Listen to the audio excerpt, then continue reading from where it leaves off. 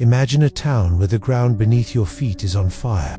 Not metaphorically, literally. For 63 years, an underground inferno has been raging, turning a once thriving community into America's most famous ghost town. This is the story of Centralia, Pennsylvania, the town that time forgot and fire consumed. Our story begins on a seemingly ordinary day, May 27, 1962. In the small mining town of Centralia, the local fire department was doing a routine cleanup.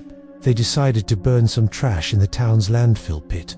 It was a common practice, nothing unusual, but this landfill was different.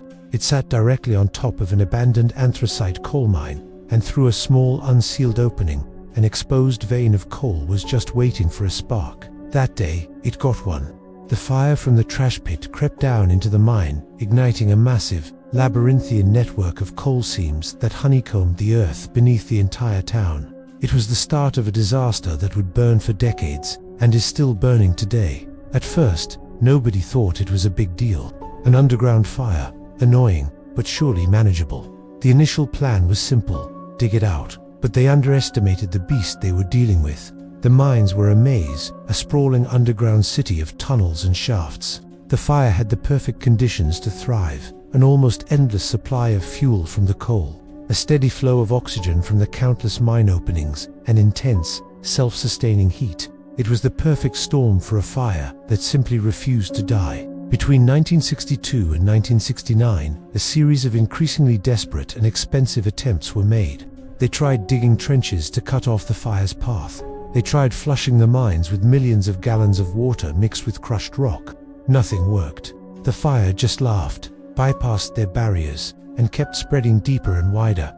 By the early 1980s, the situation was catastrophic. The fire had grown from a small, localized burn to a subterranean monster raging under nearly 4,000 acres. The cost of fighting it had already soared past $7 million in 1980s, money which was more than the entire town was even worth. The government essentially threw up its hands.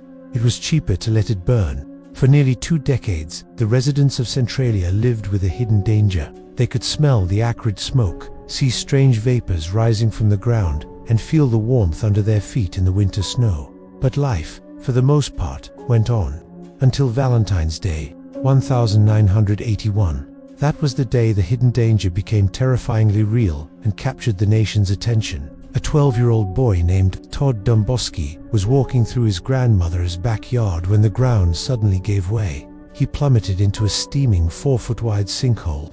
As the soft earth crumbled around him, he managed to grab onto a tree root, screaming for help. The hole was a staggering 150 feet deep, a direct chimney to the inferno below. Lethal levels of carbon monoxide were pouring out. Miraculously, his cousin heard his cries and pulled him to safety just as the sinkhole collapsed further. Todd survived, but the incident shattered any illusion of safety in Centralia. The fire wasn't just under the town, it was now breaking through. Todd Domboski's near-death experience was the wake-up call that could no longer be ignored. The federal government finally stepped in with a real solution, but it wasn't one anyone wanted: evacuate. In 1984, Congress allocated $42 million, not to fight the fire, but to buy out every home and business and relocate the entire population. It was a heart-wrenching choice for families who had lived in Centralia for generations. Some took the money and left immediately. Others refused, clinging to the only home they'd ever known. The town was torn apart, neighbor against neighbor. The fight lasted for years, but by 1992, the state of Pennsylvania had had enough. It declared eminent domain, condemning nearly all remaining properties.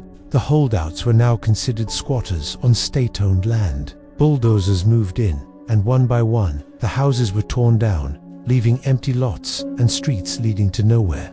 The once bustling town of over 1,000 people dwindled to just a handful of defiant residents.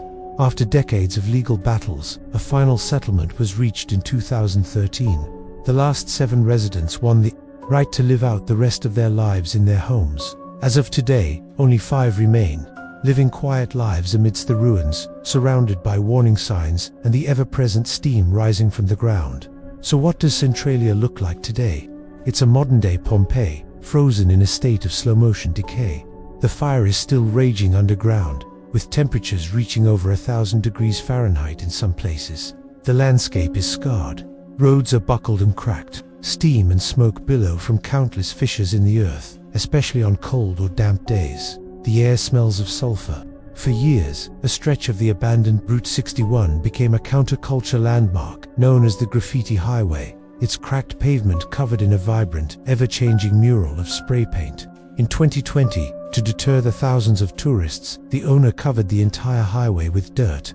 But people still come. They come to walk the empty streets, to see the smoke, and to feel the eerie silence of a town that's being erased from the map by an unstoppable fire. Geologists estimate the fire has enough coal to keep burning for another 250 years, maybe more. The surreal apocalyptic landscape of Centralia has left an indelible mark on popular culture.